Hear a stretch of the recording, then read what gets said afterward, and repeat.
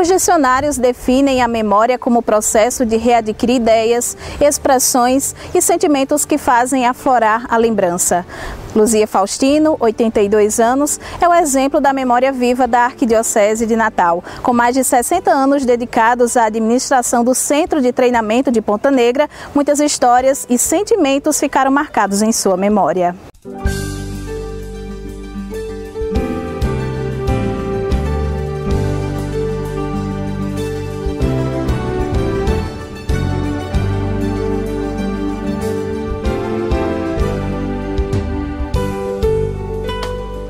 A minha infância foi uma infância muito boa, eu recordo muitas coisas boas do interior, né? Eu nasci numa cidade chamada Monte Alegre, que hoje é chamada Monte das Gambeleiras.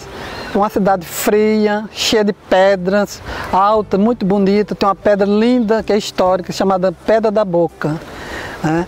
Então eu vivi a minha vida, da minha infância, ou melhor, até 10 anos, né? Porque depois, quando eu completei 10 anos, eu fui estudar interna em um colégio em Nova Cruz.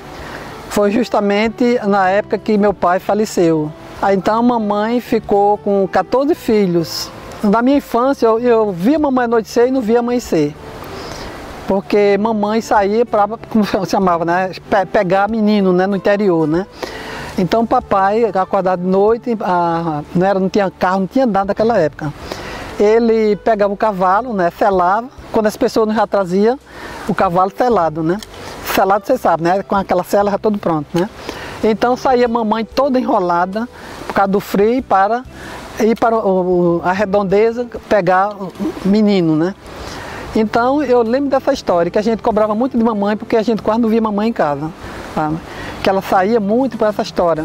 Então, Monte das Gameleiras, todas as crianças de lá, quase todas, por último não, mas a maioria foi tudo ela quem pegou como parteira. E é tanto que o nome da maternidade é no nome dela, Maria Bernardina de Freitas. A história de Luzia e do Centro de Treinamento se confundem. Aos 14 anos, ela chegou para morar em Natal, cursar o ginásio e trabalhar no patronato de Ponta Negra. Foi nessa mesma época que teve início a construção do Centro de Treinamento. Aí Dom Eugênio pediu para Pedro Moura mandar uma pessoa para cá para ajudar a alfabetizar as crianças. Aqui tinha o patronato, que era uma escola, a primeira escola aqui dentro da vila que existiu foi esse patronato, né? Aí então Dom Pedro Moura me mandou para cá, com 14 anos, para fazer um estágio de 3 meses. Quando completasse 3 meses, era para voltar. E que 3 meses foi isso que há 66 anos fez e eu aqui ainda. Agora, naquela época, a gente só tinha o patronato, né? Não existia o centro de treinamento. Então esse patronato, é como tem a história, para como falar no centro de treinamento, eu tenho que falar no patronato, né? Porque o patronato era justamente aqui, onde tem esse chalé aí, com essa mangueira, era o patronato. Era uma escola de meninos pobres, que estudava, vinha para cá, né? Eu fiquei esse tempo todinho como professora, depois fiz faculdade, né? David Dom Heitor é meio que ser meu pai, foi tudo na minha vida, tanto ele como o Dom Eugênio, foi uma pessoa assim que praticamente foi quem me educou. Porque vim para aqui com 14 anos, em plena adolescente, né? Tudo que eu aprendi foi com ele, com o Dom Heitor e a irmã dele, Cleomar, que a gente chama de Mainha, né? Que até faleceu já, né? O centro de treinamento foi construído para abrigar as reuniões do clero que aconteciam mensalmente, sempre na terceira quinta-feira de cada mês, além das atividades do movimento de Natal. O centro de treinamento foi construído porque, naquela época, Dom Eugênio recebia muita visita para conhecer o movimento de Natal. O movimento de Natal quer dizer, aqueles eventos que havia na Arquidiocese, aqueles treinamentos de líderes rurais, sindicato. Então vinha muita gente e a gente não tinha onde botar para hospedar. Aí foi quando partiu, Dom Eugênio construiu, arranjou uma verba e com muita ajuda, né, do fomento, deu tijolo, deu cimento e foi construído o centro de treinamento para hospedar essas pessoas que vinham visitar o movimento de Natal. Diversas personalidades já visitaram ou se hospedaram no Centro de Treinamento de Ponta Negra durante o período em que funcionou. A primeira personalidade que visitou realmente aqui Ponta Negra, aqui no patronato ainda, né? Naquele tempo a gente só tinha o patronato, foi o presidente da República, o presidente Juscelino Kubitschek. Então, ele veio, teve um jantar solene, a convite do Eugênio, que o Eugênio conhecia internacional, conhecia todo mundo, né? Então, foi convidado e ele veio para o encontro do bispo e ficou para jantar, né? E tem uma história que a gente tinha uns meninos internos, né? E os meninos, quando soube que o presidente vinha com os batedores, com aquela coisa, todos os meninos, ficou todo mundo esperto, né? Ninguém queria dormir, né? E do Eugênio disse na época: olha, bota esses meninos para dormir logo cedo. Vamos rezar o texto logo cedo e botar esses meninos logo para dormir. Então a gente botou os meninos logo no dormitório, cada um lado e outro, menores e maiores, para se deitar. Então tudo quietinho lá. Na hora que esses meninos viram os batedores, tudo acompanhando, buzinando, esses meninos se jogaram na janela, abriram a janela do dormitório, ficou todo mundo na janela, né? A minha madre a gente ficou chateado, sabe? Porque não era para estar todo mundo, mas quem era que segurava um bocado de jovem com um negócio desse à noite, né? Aí foi desse jeito, mas deu tudo certo, foi muito bom. Então ele foi a primeira visita, foi no patronato. E aqui no centro de treinamento teve várias personalidades, né? Núncio, apostólico, presidente, governador, e assim por diante, e por fim foi o Santo Padre e o Papa, né? É o santo hoje, que podemos dizer que nós hospedamos o santo, né? Que é o Papa João Paulo II.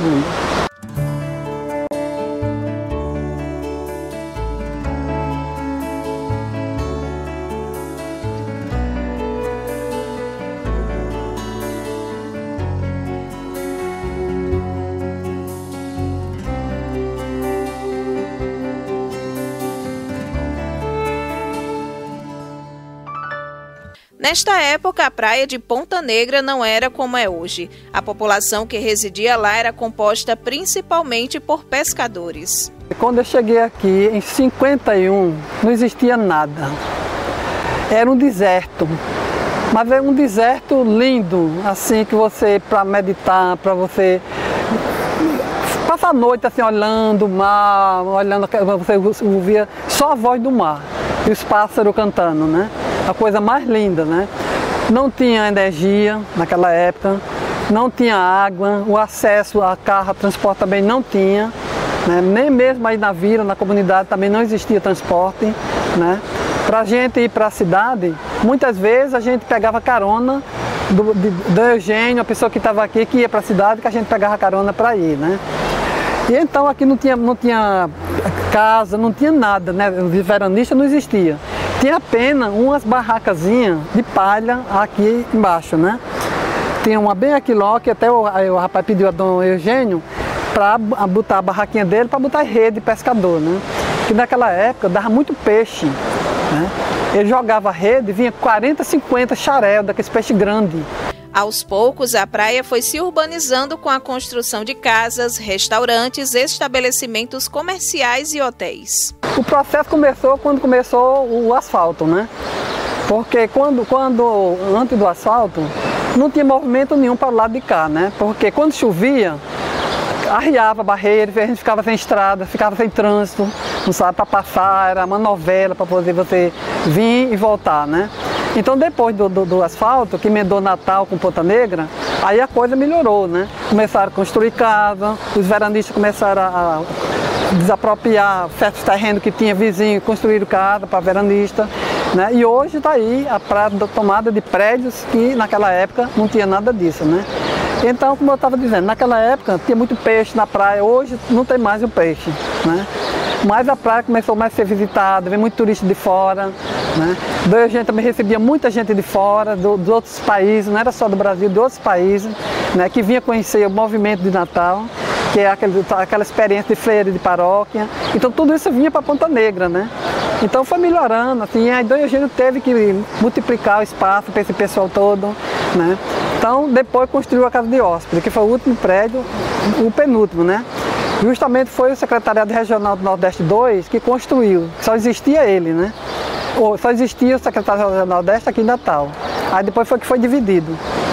Então, o último encontro dos bispos que houve aqui do Nordeste foi lá, nessa Casa de Hóspede, né? Que foi construída. E por último, esse prédio ali que chama São Domingos, né? Que foi também um projeto que Dom Costa fez e construiu aquele prédio.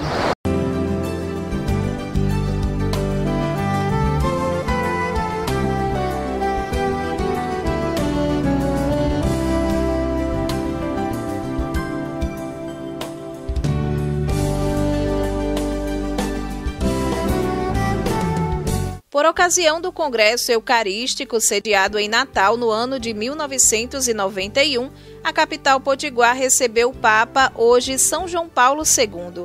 Ele escolheu o centro de treinamento para se hospedar neste período.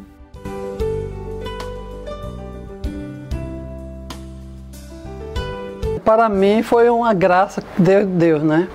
Porque você hospedar o Papa, receber o Papa, foi uma grandeza muito grande. Só Deus mesmo podia dar essa graça, né? Me senti muito feliz, né? Me senti assim à vontade, como se fosse assim. E na minha cabeça não era uma pessoa humana, era Jesus Cristo, Deus. Porque a visão que eu tinha do Papa, naquela época, os avós da gente, ninguém via, era invisível o Papa como Jesus Cristo, né? E eu ver o Papa assim, eu pegando na mão do Papa, eu digo assim, não é o Papa, ele olhando para minha mão e eu olhando para o rosto deles. Ou melhor, ele olhando para o meu rosto e eu olhando para a mão deles. Porque será que é o Papa mesmo? Né? Porque foi assim uma coisa emocionante, sabe? Sem explicação.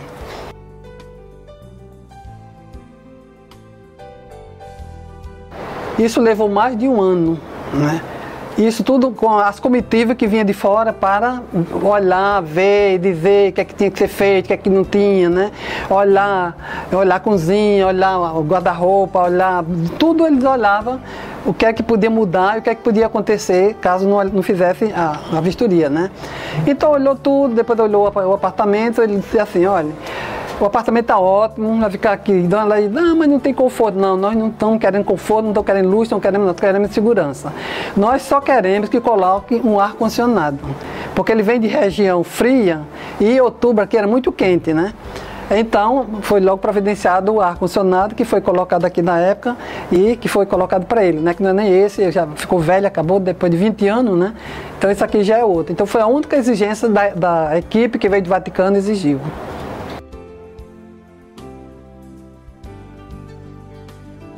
Foi a simplicidade e a santidade. Como a gente olhava para a fisionomia dele, parecia assim um santo, uma fisionomia assim, que irradiava paz na gente, sabe? Você olhava para aquele rosto de criança, uma pele bem fina, aqueles olhos verdes dele, né?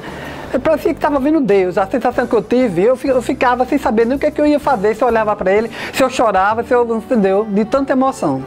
A minha mãe, na época, ela estava aqui, minha mãe, na época tinha 90 anos. Então, ela pegou na mão do Papa. Ela ficou tão emocionada que passou a noite inteira sem dormir.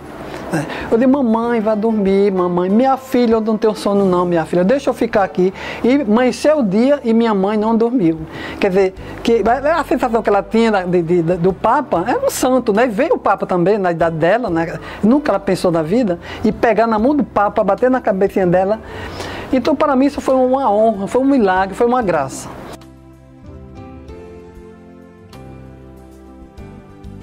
Disseram pra gente, olha, a segurança é muito rigorosa. Ninguém chegue perto do Papa que ele tira de perto.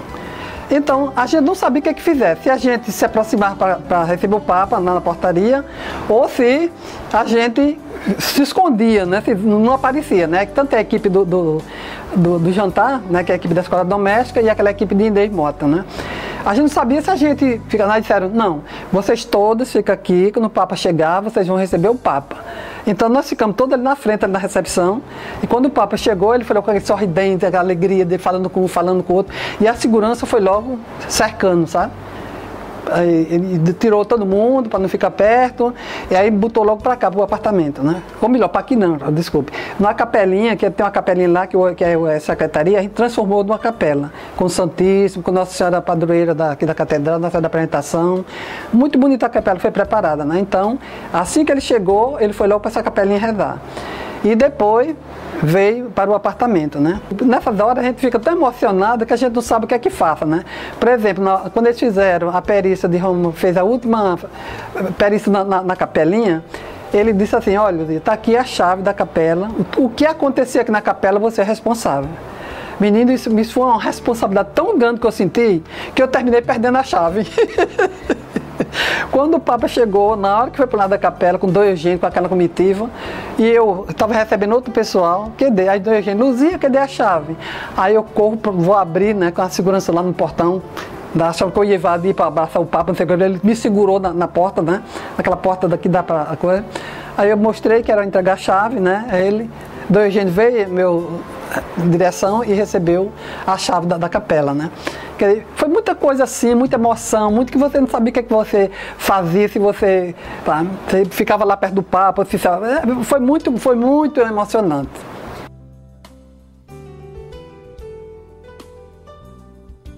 Teve só susto, né? Susto porque, na hora do jantar, né, toda preparação, aquela toda coisa, né? E na hora do jantar, que o papo estava todo mundo sentado, o governador, toda a autoridade, né? Na hora do jantar, então, faltou energia, porque naquela época, Natal, faltava muita energia, né? Como dizia, noite faltava luz, chovia, faltava água, noite faltava energia, né? Mas aí a gente já tinha providenciado, e antes disso, já tinha providenciado um gerador, tinha botado lá no portão, na entrada, né, perto da casa de hóspede. Aí nisso, né, eu estava lá perto da capela, lá na frente, né, a segurança lá de lado, né, que não podia ir para o refeitório. Aí na hora que faltou luz, o Eugênio grita: Luzia, traga uma vela. Olha, eu sabia onde é que tinha vela naquelas alturas, nada. Aí corro para um canto, corro para outro, e todo mundo procura uma coisa, risca foto, até que enfim eu encontrei um lampião lá na despensa, aí acendeu, botou no refeitório, né? Mas isso foi coisa de 5 minutos, mas mesmo que ter sido 1 hora, né? Mas também foi um silêncio assim, que ninguém falou mais nada, ficou, tá? Parecia que não tinha gente lá, né? Aí quando chegou a energia, aí todo mundo riu, todo mundo, parabéns, sei o quê, né? Porque foi muito rápido a energia, a espera que foi grande pra gente, né? O Papa estava aqui no apartamento dele, né? E ele com a roupa toda branca, né? E rezando o breviário dele aqui na varanda, né? Para lá e para cá, né? Então de lá, por trás dessa mangueira, tinha uma casa arrendada assim, de Congonhas, né? E essa mangueira era baixa. Então de lá dava para ver quem estivesse aqui, né? Então a pessoa estava lá, o jornalista estava lá, e de lá focou para o Papa, né? E o Papa acenou e entrou, né? Então a gente só ficou sabendo porque passou na televisão, quer dizer que foi um furo que ninguém esperava, né? Por mais segurança que teve, todo mundo podia ficar ali, tinha um cordão lá na praia para não subir ninguém, para não vir ficar ninguém nas casas, né? Mesmo assim houve esse furo.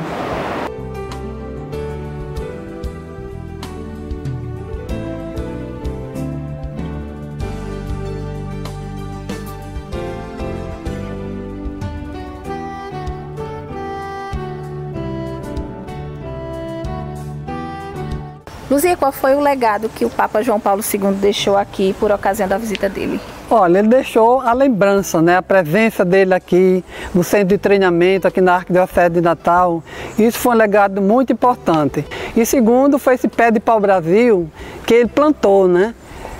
O pé de pau-brasil realmente, ele foi a maior herança que ele deixou assim, a maior lembrança que ele deixou aqui no centro de treinamento, né?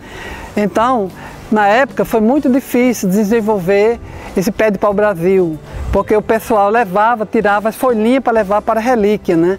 Eu tive que mandar fazer uma grade e colocar para o pessoal não tirar as folhinhas para levar, né? Porque não desenvolvia de jeito nenhum. E depois que eu mandei fazer a grade, aí desenvolveu, está aqui hoje, já tem a muda dele, que aquele outro pé que tem ali também já foi a muda daqui desse pau-brasil, né? E outras mudas que eu distribuí, que dei a outras pessoas.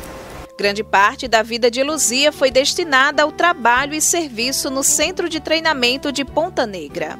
Para mim significa muita coisa. Para mim foi assim, foi a minha vida, né? A minha adolescência, né? Que eu vivi aqui no meio de muitas pessoas boas, do Eugênio, que eu tenho como pai, do Heitor, como meu irmão, que ainda hoje eu ainda tenho como meu irmão, né? A irmã dele, que trabalhei com ele em todo o movimento aqui, a gente se entendia muito bem, e ainda tenho muita recordação de todo aquele trabalho do tempo de Dom Eugênio aqui na Arquidiocese de Natal. Isso aqui foi minha vida, não me arrependo não, faria tudo de novo.